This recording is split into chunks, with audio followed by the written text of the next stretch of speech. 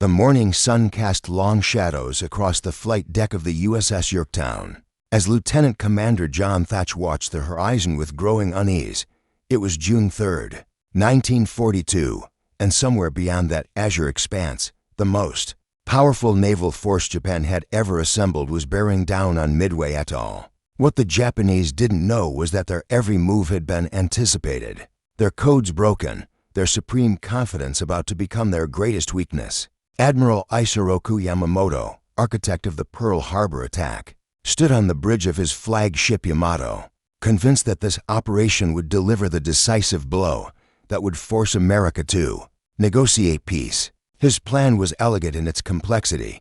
A diversionary strike on the Aleutian Islands would draw American forces north, while his main force would crush the remaining Pacific Fleet at Midway. The captured atoll would then serve as a forward base for future operations against Hawaii itself. But in the basement of Station Hypo in Pearl Harbor, Commander Joseph Rockford and his team of codebreakers had been working around the clock for weeks. They had cracked enough of the Japanese naval code JN-25 to piece together the enemy's intentions. When they intercepted references to AF, Rocheford's team devised a clever ruse. They had Midway send an uncoded message reporting fresh water problems.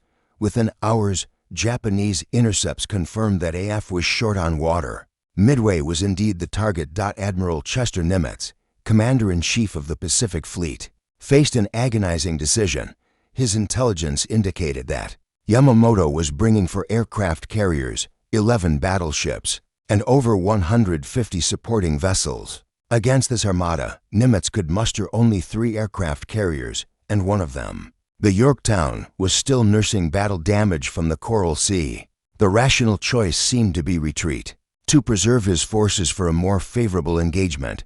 Instead, Nimitz chose to trust his codebreakers completely. He positioned his carriers northeast of Midway, where they could strike the Japanese fleet while it was focused on bombing the atoll. The plan required perfect timing and no small amount of luck. If the Japanese discovered the American carriers before the attack began, the entire Pacific Fleet could be annihilated. On the Japanese side, overconfidence permeated every level of command. Vice Admiral Chuichi Nagumo, commander of the carrier strike force, had led the Pearl Harbor attack and had never tasted defeat. His pilots were veterans of campaigns across the Pacific, and his four carriers, Akagi, Kega, Soryu, and Hiryu, represented the finest naval aviation force in the world. Intelligence reports suggested that American carrier strength in the Pacific had been reduced to perhaps 1 operational carrier after Coral Sea. As dawn broke on June 4th, the pieces were in place for what would become the turning point of the Pacific War. The Japanese flew their first strike against Midway at 6:15 in the morning, confident that they faced only land-based aircraft and perhaps a few surprised American ships. They had no idea that 3 American carrier groups were already positioned to strike, their pilots briefed and ready to launch the moment the enemy was located. The battle that would follow would not be decided by the size of fleets or the bravery of individual warriors, but by intelligence, timing, and the fatal flaw of assuming that past success guaranteed future victory. The pre-dawn darkness of June 4th, 1942, was broken by the roar of engines as 108 Japanese aircraft lifted off from the decks of Nagumo's carriers. Leading the strike was Lieutenant Joichi Tomonaga, a seasoned pilot who had participated in numerous campaigns. His orders were clear: neutralize Midway's defenses and prepare the way for invasion. What he didn't know was that his mission would trigger a chain of events that would doom the Japanese fleet. At Midway, Marine pilots climbed into their obsolete Brewster Buffaloes and Douglas Devastators, aircraft that were no match for the nimble Zero fighters escorting the Japanese bombers. Major Floyd Parks, commanding Marine Fighter Squadron 21, knew his men were flying into a slaughter, but they launched anyway. Their sacrifice would serve a crucial purpose: keeping the Japanese focused on the atoll while American carrier aircraft prepared to strike. The first wave of Japanese attacks began at 6:30, and the results were devastating for the Americans. Marine pilots fell from the sky in alarming numbers, their aircraft torn apart by Zero fighters. Captain Philip White, flying one of the ancient Buffaloes, managed to shoot down a Japanese bomber before his own plane was riddled with bullets. He nursed his damaged aircraft back to Midway, where ground crews counted over 100 holes in the fuselage, according to naval historians at the Naval War College. As documented in their comprehensive analysis of the battle, the Japanese pilots reported significant damage to Midway's facilities, but noted that the airfield remained operational. This intelligence would prove crucial to the events that followed. Tomonaga radioed back to Nagumo that a second strike would be necessary to completely neutralize the base. Here, Yamamoto's complex battle plan began to unravel. Nagumo faced a dilemma that would haunt Japanese naval strategy for generations. His aircraft were armed with armor-piercing bombs and torpedoes for anti-ship warfare, but Tomonaga's request meant they needed to be rearmed with high-explosive bombs for ground targets. The decision to begin this time-consuming process would prove fatal. Meanwhile, American search aircraft were methodically scanning the ocean. At 5:52, a Catalina flying boat piloted by Lieutenant Howard Ady spotted the Japanese fleet and sent the electrifying message, "Enemy carriers bearing 3-0. Distance 180 miles. The information raced across the radio waves to the American carriers, where pilots were already manning their aircraft. Admiral Raymond Spruance, commanding Task Force 16 from the USS Enterprise, made the bold decision to launch immediately. Even though his aircraft would be operating at maximum range, the element of surprise was more valuable than waiting for the Japanese to close the distance. At 7:02, the first American aircraft began lifting off from Enterprise and Hornet, followed shortly by planes from the patched-up Yorktown.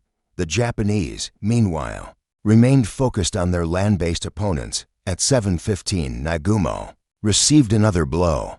A Japanese scout aircraft reported sighting American naval vessels to the northeast. The message was incomplete. The pilot had not yet confirmed whether aircraft carriers were among the ships, but it sent shockwaves through the Japanese command structure. Nagumo now faced an impossible choice. His aircraft were in the middle of being rearmed for the second Midway strike, a process that would take at least another hour. If American carriers were indeed present, every minute of delay increased the danger to his fleet. But if he launched prematurely with insufficient aircraft, he might squander his advantage. The Japanese admiral chose to wait for confirmation, a decision that would cost him the battle. At 7:45, the scout aircraft finally reported the presence of what appeared to be an American carrier.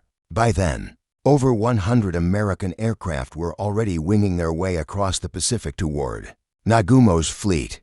The stage was now set for the most decisive naval air battle of the Second World War, with both sides racing against time and the limitations of their aircraft. The Japanese had superior numbers and more experienced pilots, but the Americans had achieved complete surprise and held the initiative.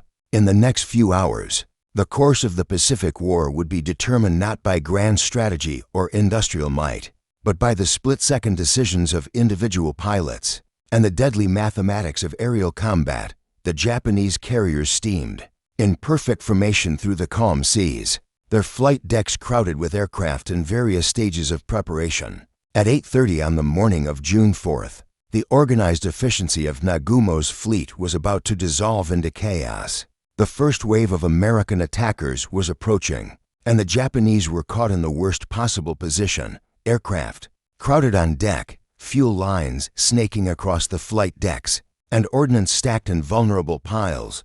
Lieutenant Commander John Waldron, leading Torpedo Squadron 8 from the USS Hornet, was the first to find the enemy fleet.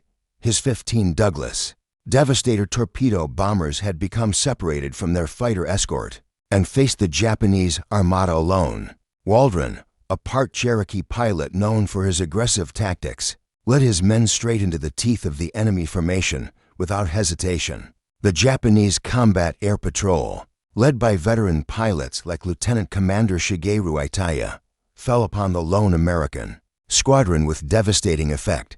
The slow, obsolete Devastators were sitting ducks for the nimble Zero fighters. One by one, Waldron's aircraft were shot down or crashed into the sea. Within minutes, 14 of the 15 torpedo bombers were destroyed, their crews lost beneath the waves. Only Ensign George Gay survived, floating in the water and witnessing the battle that would follow. The slaughter continued as more American torpedo squadrons arrived piecemeal. Torpedo Squadron 6 from Enterprise, led by Lieutenant Commander Eugene Lindsay, met the same fate. The Japanese pilots, including aces like Lieutenant Commander Mamoru Seki, shot down 10 of the 14 attacking aircraft. Torpedo Squadron 3 from Yorktown, under Lieutenant Commander Lance Massey, also pressed home their attacks with suicidal courage, losing 12 of their 13 aircraft. By 9:30, the Japanese seemed to have achieved a stunning victory. Over 40 American aircraft had been destroyed for minimal damage to the enemy fleet. The flight decks of the Japanese carriers were littered with wreckage and debris, but the ships remained operational. More importantly, the repeated torpedo attacks had forced the Japanese combat air patrol down to sea level, where they were burning fuel and ammunition at a prodigious rate. Admiral Nagumo, observing the carnage from his flagship Akagi, felt a surge of confidence. The Americans had thrown their best punch and failed to land a significant blow. His own returning aircraft from the Midway strike were now circling overhead, low on fuel and waiting to land. The decision seemed obvious: recover his aircraft, then launch a coordinated strike against the American carriers. But high above the Japanese fleet, unseen and undetected, Lieutenant Commander Clarence McCluskey was leading 37 Douglas Dauntless dive bombers from the Enterprise. The sacrifice of the torpedo squadrons had not been in vain. They had drawn the Japanese fighters down to sea level and disrupted the enemy formation. Now McCluskey's pilots had a clear shot at the most valuable targets in the Pacific. At 10:22, McCluskey rolled into his dive, followed by his squadron. The Japanese lookouts, focused on the torpedo attacks, spotted the dive bombers only at the last moment. Air raid sirens began wailing across the fleet, but it was too late. The first bomb struck the Akagi near the aircraft elevator, detonating among the rearmed aircraft waiting on deck. The explosion was catastrophic, igniting aviation fuel and ammunition in a chain reaction that gutted the ship's flight deck. Almost simultaneously, dive bombers from the Enterprise and Yorktown struck the carriers Kaga and Soryu. Lieutenant Commander Maxwell Leslie, leading Yorktown's dive bombers, put his aircraft into a steep dive despite having lost his bomb due to an electrical malfunction. His pilots, however, scored multiple hits on the Soryu, which was soon engulfed in flames. In the span of 5 minutes, 3 of Japan's 4 aircraft carriers had been mortally wounded. The Kaga, hit by 4 bombs, became a floating inferno. The Soryu, struck by 3 bombs, was abandoned by her crew as fires spread throughout the ship. The Akagi, flagship of the strike force, was racked by explosions as her own ordnance cooked off in the heat. As referenced in the official U.S. Navy historical account compiled by the Naval History and Heritage Command, the transformation of the battle was so sudden and complete that many participants on both sides could hardly believe what had happened. The Japanese pilots circling overhead watched in horror as their homes burned beneath them. Nowhere to land and insufficient fuel to reach friendly territory. The 4th carrier, Hiryu, remained operational and would soon launch a counterattack. But the balance of power in the Pacific had shifted irrevocably in the space of a few minutes. The myth of Japanese invincibility lay burning on the water, and the tide of war had turned. The smoke from 3 burning aircraft carriers cast a pall over the Japanese fleet as Admiral Tamon Yamaguchi, commander of the 2nd Carrier Division, stood on the bridge of his flagship Hiryu. Of the 4 carriers that had launched the Pearl Harbor attack, only his ship remained operational. The veteran admiral knew that his situation was desperate, but he also understood that the honor of the Imperial Navy demanded a response to the devastating American attack. At 10:40, barely 20 minutes after the dive bomber attack that had crippled 3 of his sister ships, Yamaguchi ordered the launch of every available aircraft. Lieutenant Michio Kobayashi led 18 Aichi dive bombers and 6 Zero fighters toward the American fleet, their mission to exact revenge for the morning's disaster. The Japanese pilots, many of them veterans of countless Pacific battles, flew With the fury of men who had seen their world turned upside down, the American carriers, meanwhile, were recovering their aircraft and preparing for the inevitable counterattack. Admiral Fletcher, aboard the Yorktown, had wisely moved his task force away from the Enterprise and Hornet. Creating separate targets for the Japanese to attack, the decision would prove prescient, as it prevented the enemy from concentrating their remaining strength against all three American carriers simultaneously. At 11:50, radar operators aboard the Yorktown detected the incoming Japanese strike. The carrier's combat air patrol, led by Lieutenant Commander John Thatch, climbed to intercept the enemy formation. Thatch's innovative beam defense maneuver, later known as the Thatch Weave, allowed his Wildcats to engage the more maneuverable Zeros on relatively equal terms. The aerial battle that followed was a masterpiece of individual courage and tactical innovation. Despite the fierce resistance, 6 Japanese dive bombers broke through the American defenses. Lieutenant Kobayashi, leading the attack, selected the Yorktown as his primary target. His aircraft dove through a wall of anti-aircraft fire, the ship's 5-inch guns and automatic weapons filling the sky with deadly steel. At 12:10, the first bomb struck the Yorktown's flight deck, penetrating to the 4th deck before exploding and killing or wounding 66 men. 2 more bombs followed in quick succession. The second bomb struck near the ship's island superstructure, knocking out several boilers and reducing the carrier's speed to 6 knots. The third bomb penetrated the flight deck and started serious fires in the storage areas below. Within minutes, the ship was listing to port and trailing smoke, her crew fighting desperately to save their vessel. Captain Elliot Buckmaster, commanding the Yorktown, proved equal to the crisis. His damage control teams worked with practiced efficiency, shoring up bulkheads and fighting fires. Chief Petty Officer John Valerio led a team into the smoke-filled compartments below deck, risking his life to maintain steam pressure in the remaining boilers. By 13:30, the carrier was making 20 knots and recovering aircraft, a remarkable feat of seamanship and courage. The respite was brief. At 14:30, Japanese torpedo bombers from the Hiryu, led by Lieutenant Joichi Tomonaga, approached the American fleet. Tomonaga himself was flying a damaged aircraft, leaking fuel and knowing he lacked sufficient reserves to return to his carrier. His attack was a suicide mission in all but name.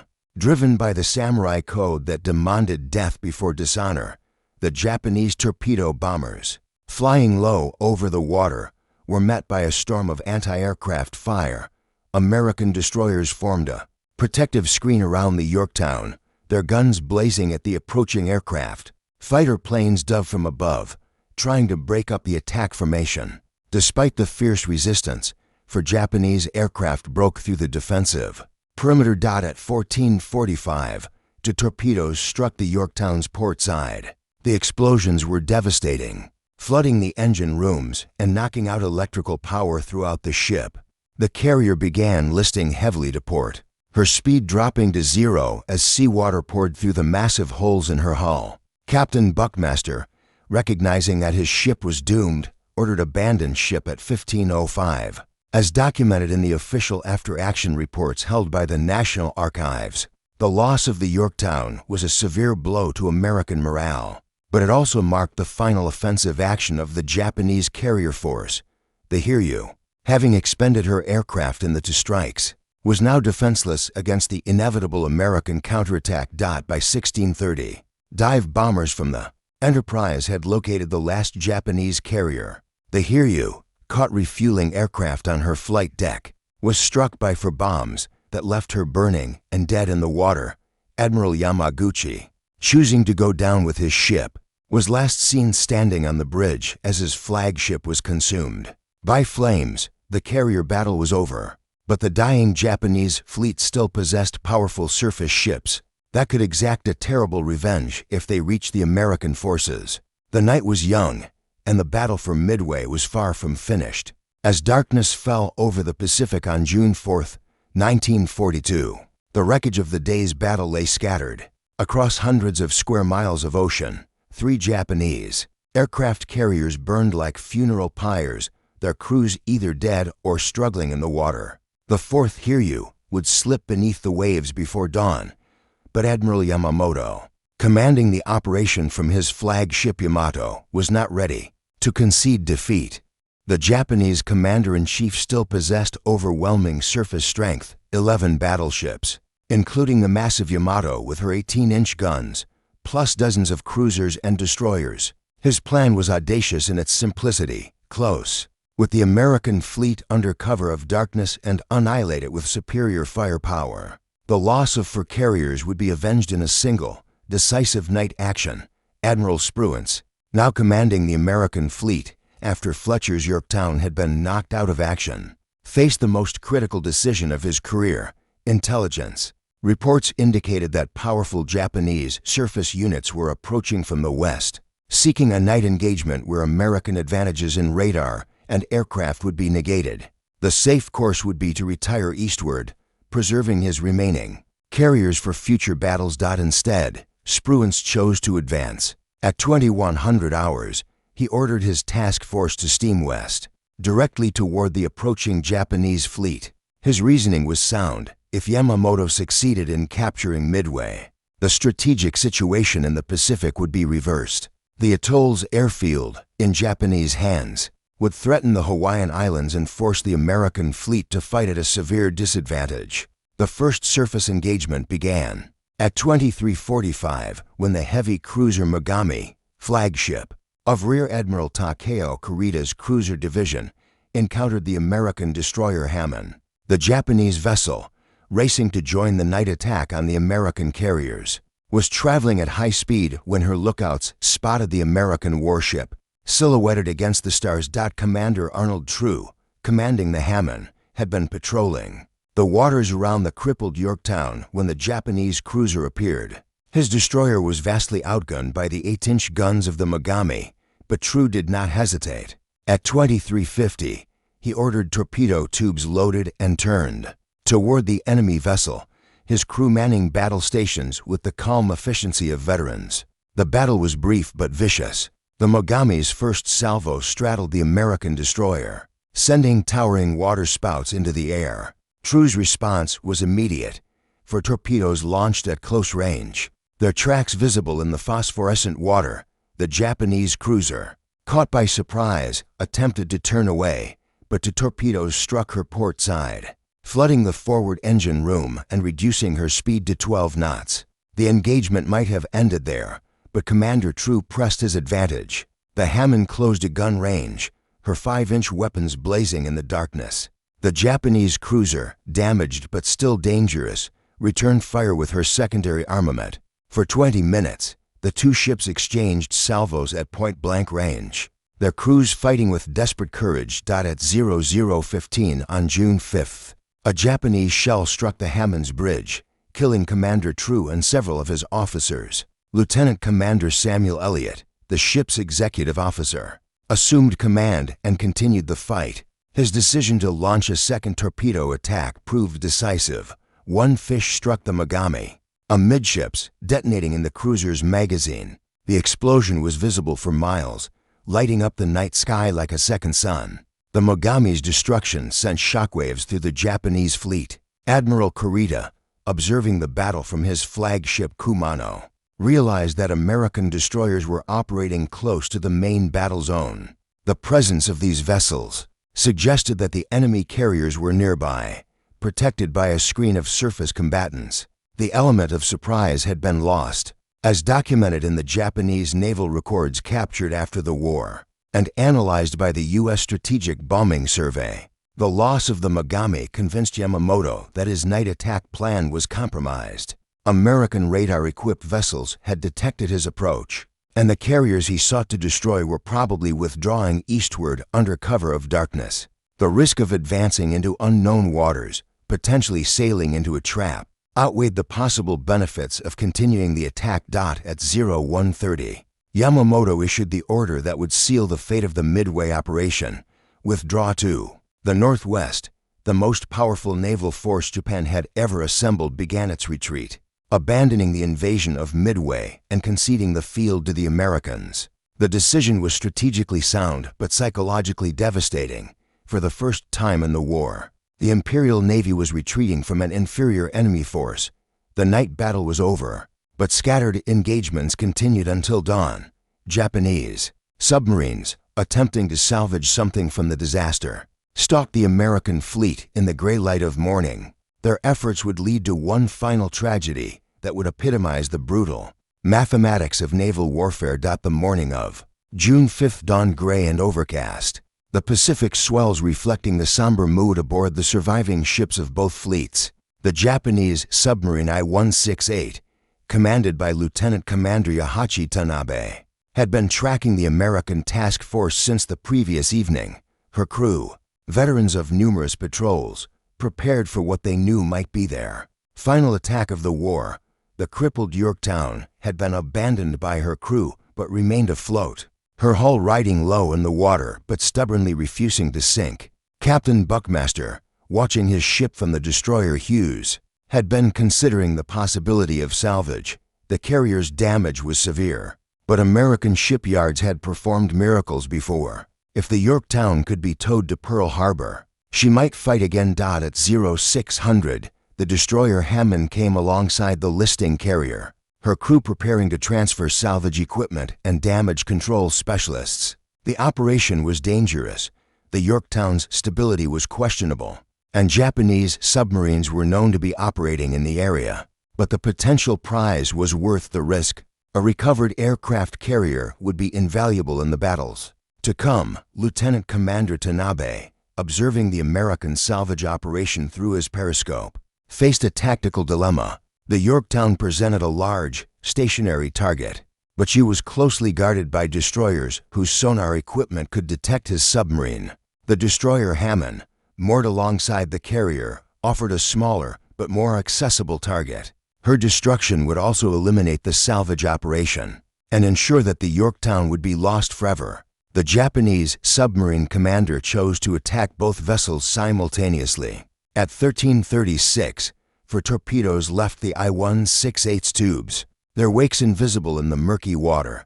The first torpedo struck the Hammond directly amidships, breaking the destroyer's back and sending her to the bottom in less than 4 minutes. The second and third torpedoes found their mark on the Yorktown's starboard side, flooding additional compartments and sealing the carrier's fate. The fourth torpedo, running deep, passed beneath both vessels and armed itself for a second attack. This was the nightmare scenario that destroyer commanders feared most.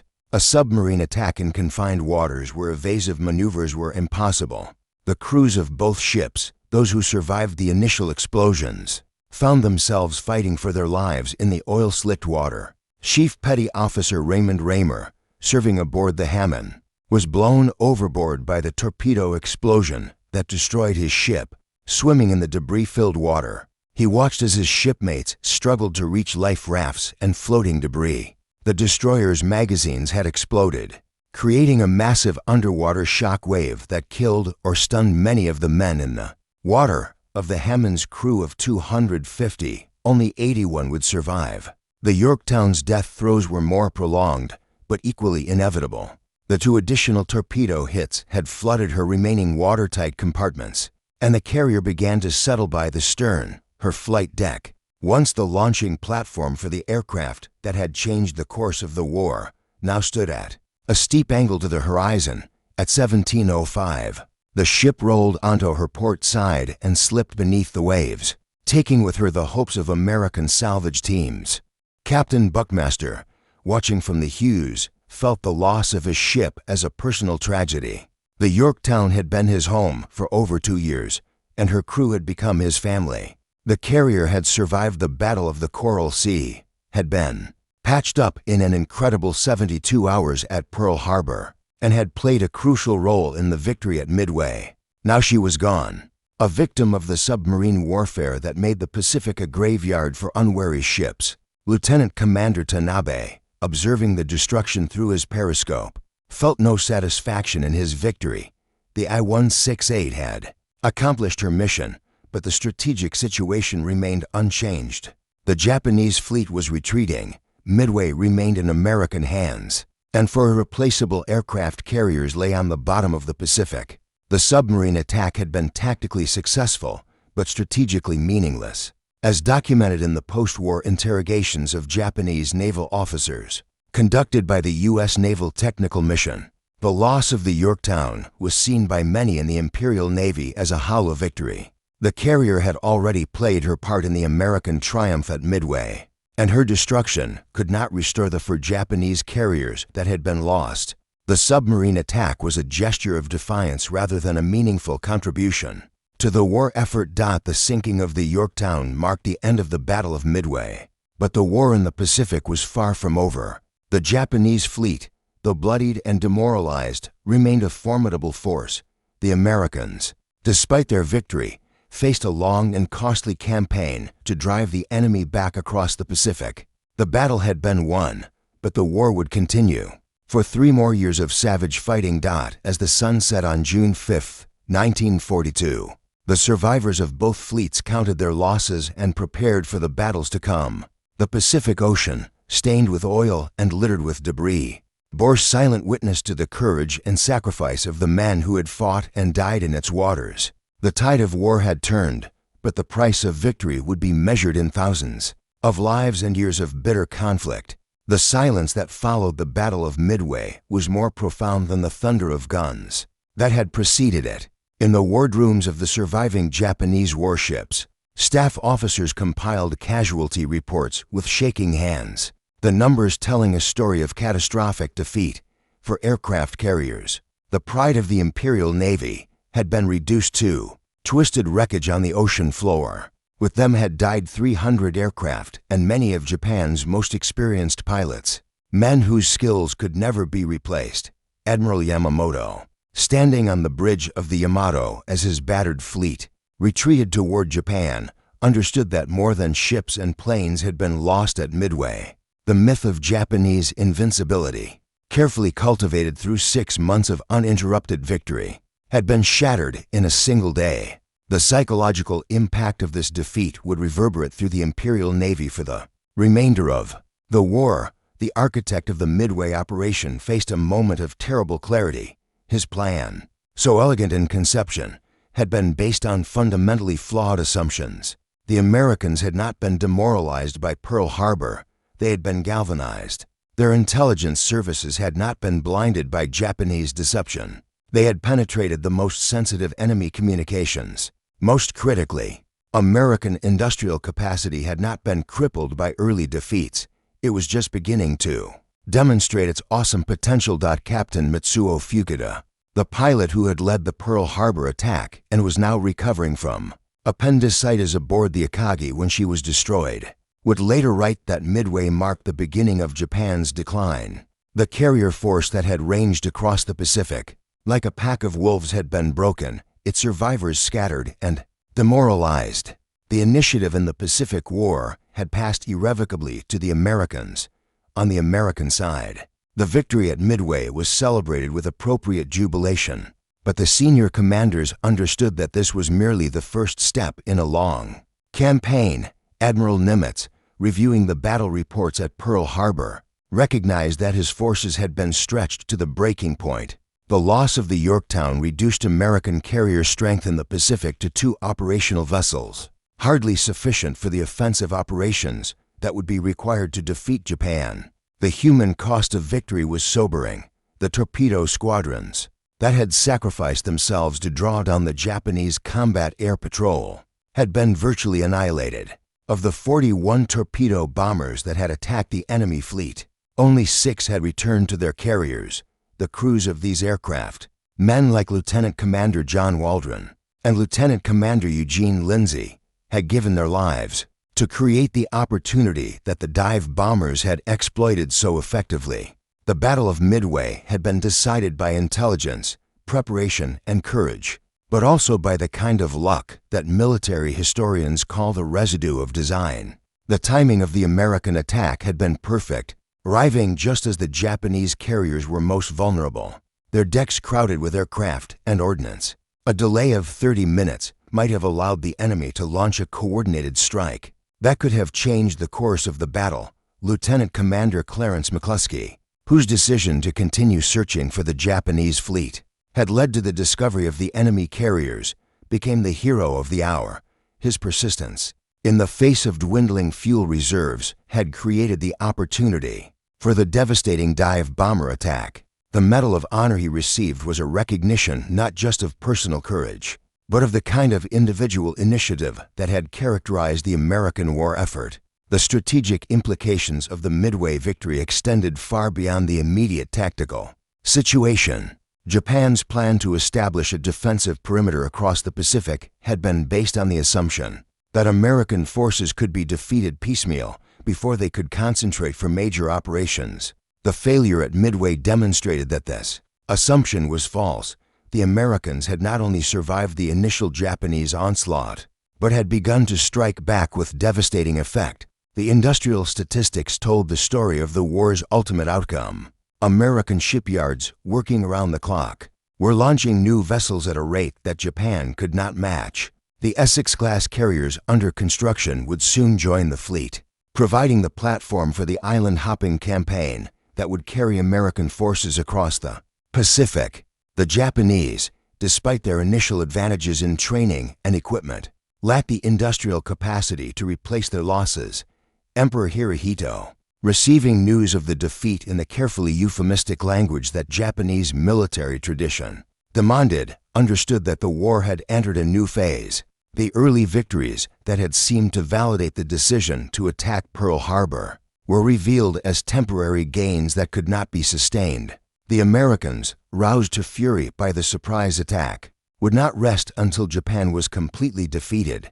The Battle of Midway had lasted for days, but its consequences would shape the remainder of the Pacific War.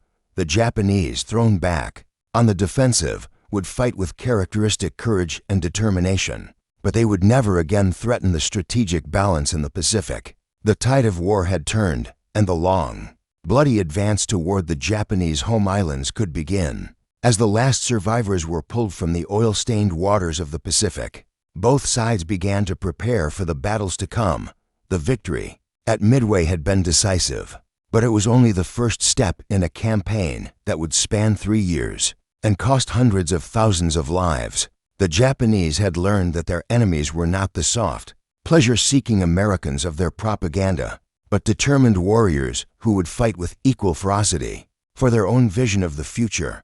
The Pacific Ocean, which had witnessed the greatest naval battle in history, would soon become the highway for American revenge. The road to Tokyo would be paved with the wreckage of Japanese ambition, and it would begin at a small atoll called Midway, where pride and false assumptions had collided with intelligence, courage, and the inexorable arithmetic of industrial war.